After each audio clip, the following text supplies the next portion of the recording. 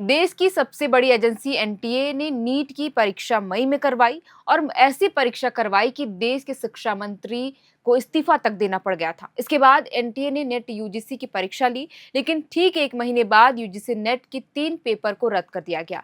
NTA ने तब ये हवाला दिया कि क्वेश्चंस पेपर में कई तरह की गलतियां पाई गई और अब पता चला कि ये गलतियां इसलिए हुई थी क्योंकि एनटीए ने सवाल तैयार करने के लिए काफी हद तक एआई का इस्तेमाल किया था।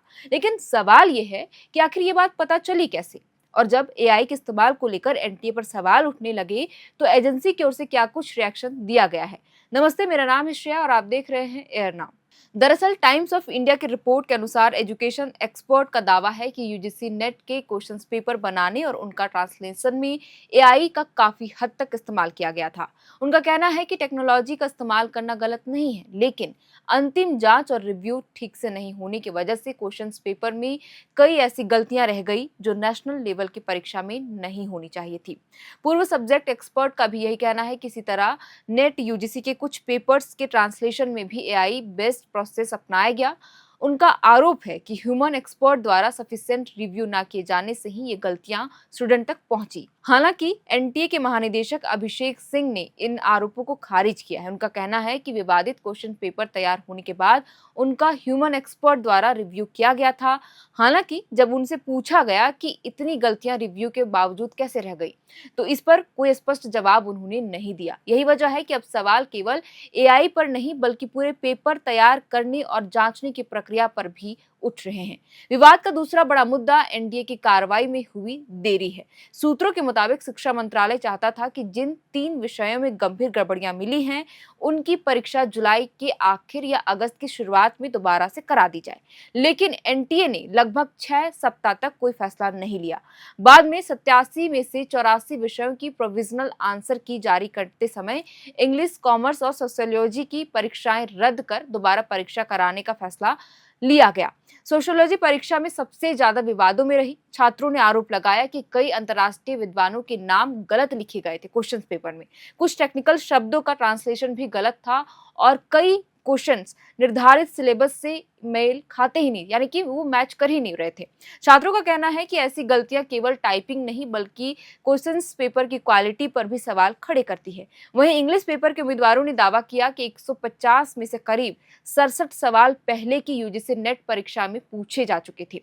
कुछ छात्रों का कहना है कि उनके विकल्पों का क्रम भी पहले जैसा नहीं था। वहीं कॉमर्स के छात्रों ने भी taxation, break even analysis, capital structure और सर्विस मार्केटिंग जैसे विषयों के कई प्रश्न पुराने पेपरों से दोहराए जाने की शिकायत की है। इस पूरे विवाद के बाद सबसे बड़ा सवाल ये बन गया है कि नेशनल लेवल की परीक्षा तैयार करने में टेक्नोलॉजी की भूमिका कितनी थी और आखिर एकेडमिक जांच किसने की। एजुकेशन एक्सपर्ट का कहना है कि अगर एआई का इस्तेमाल केवल ट्रांसलेशन या प्रश्नों को व्यवस्थित करने के लिए किया गया था, तब भी हर सवाल की सब्जेक्ट एक्सपर्ट से जांच होना जरूरी था। उनका मानना है कि इतनी बड़ी परीक्षा में ऑटोमेशन ह्यूमन रिव्यू की जगह नहीं ले सकता। बता दें कि 16 अगस्त को ही यूजीसी नेट की इंग्लिश, कॉमर्स और सोशियोलॉजी सब्जेक्ट की परीक्षाएं रद्द कर दी गई थी।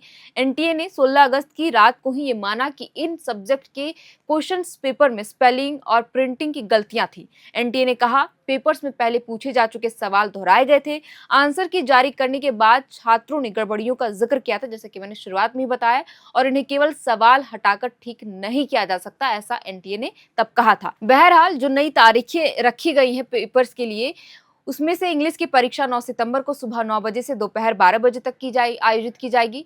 कॉमर्स के पेपर उसी दिन दोपहर 3 बजे से शाम 6 बजे तक कराया जाएगा।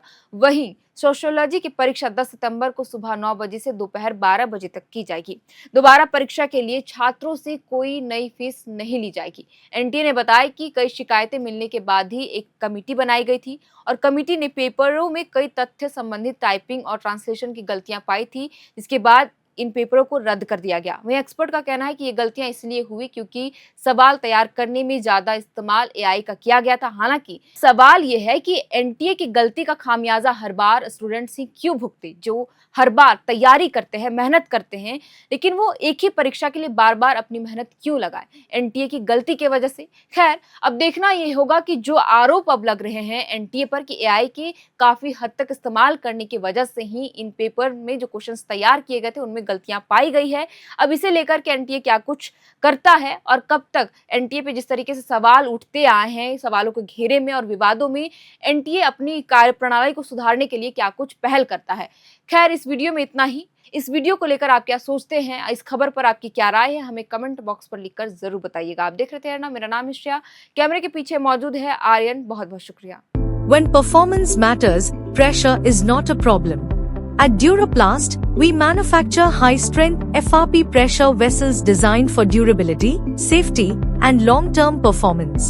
Built with advanced fiber reinforcement technology, our vessels offer exceptional tensile strength while remaining lightweight and corrosion-resistant. Perfect for water treatment systems, roplants, and demanding industrial applications. And power your operations with strength you can trust. Get in touch with Duraplast today.